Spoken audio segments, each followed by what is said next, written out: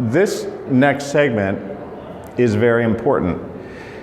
Some of us think we go to work in the morning and we're part of a siloed organization. We're part of a work group, and we are. But we're also part of a chain of relationships. And when we have a relationship with an organization, or when our organization has relationships with its customers, we relate through touch points. So here I'm going to show you just a way of thinking about it. There's the external customer, and there's your organization. The external customer may interact with your organization through lots of different processes, but let's look at just one. And this one process exists within the context of a larger experience the customer has. It's somehow relevant to the customer. The customer feels if they go into this particular process, it's going to enable the rest of their existence to be more effective. So this process may have multiple steps, and each one of these steps may interact with your appointment through a touch point to the outer world. And these touch points are all about how you manage people, how you manage systems, and how you manage processes. So we just looked at an external customer with an external process. But inside the organization, we also have internal customers for each of the things that get done in the organization. And each of these internal customer processes has steps with touch points that go back and interact with the way that you manage people, processes, and systems. So what this presentation is ultimately about is how do you manage people, processes, and systems? And the reason I felt it would be important to have a group of people here focused on agile and cloud automation is that there's a strong systems focus in getting this to actually happen. The developers need to be able to speak the business language, and the business people need to be able to speak the developers' language enough to be able to communicate and understand each other in more of a complete way.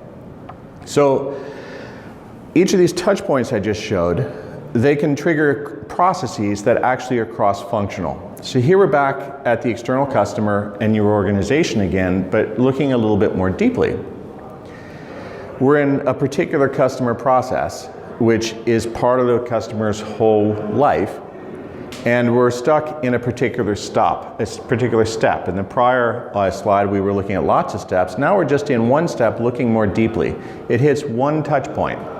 This touch point triggers an internal process, which has multiple steps. Each step in this internal process has a fulfiller.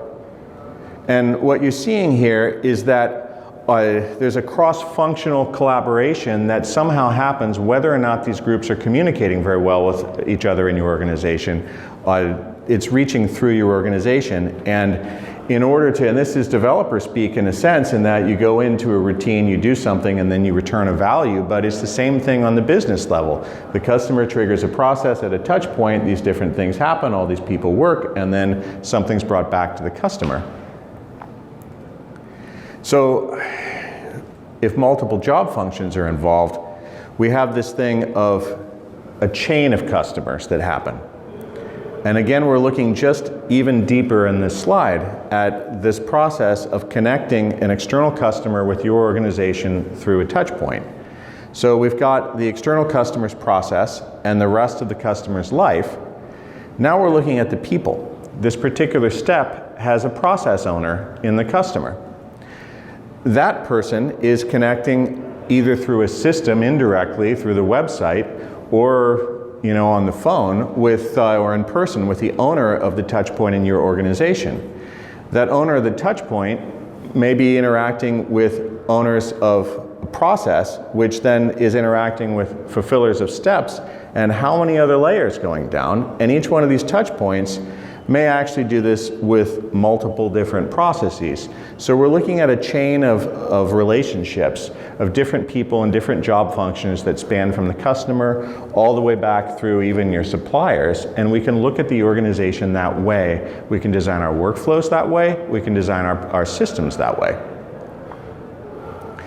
So the question then is, how do we align the way we manage the company with this reality that our company is a chain of relationships? One way is to set up the management structure around value. I reduce the number of silos, promoting cross-functional collaboration. If we are trying to make an agile transformation, we're trying to make a digital transformation, we're doing it because there are places in our processes and our day-to-day business that hurt. And we're looking for a way to create value in those places that hurt. So one of the ways of doing this is to find those places that hurt and create a cross-functional squad whose job is, we're going to fix this particular problem and create specific value. And when we do this in different places and we implement the things I'll show you, we're able to manage our products as a group that together are solving relationship problems in our customers so that we're able to deepen our relationships with customers. So that's the concept of a value-driven management structure. We also can adapt the way that we work by being feedback-driven, by making incremental changes instead of trying to change everything at once, and by focusing ourselves on a continuous improvement program. And this is going to involve cultural change. So different types of leadership are required. This is not fundamentally a management leadership issue. And this is, again, it's cross-functional. This is why we wanted to have an agile and cloud automation group, so that it's more management people and more developer people willing to talk to each other, because it's also employee leadership. It's people at any different place in the organization providing some leadership of how to solve the problem at hand in a new way of thinking about things.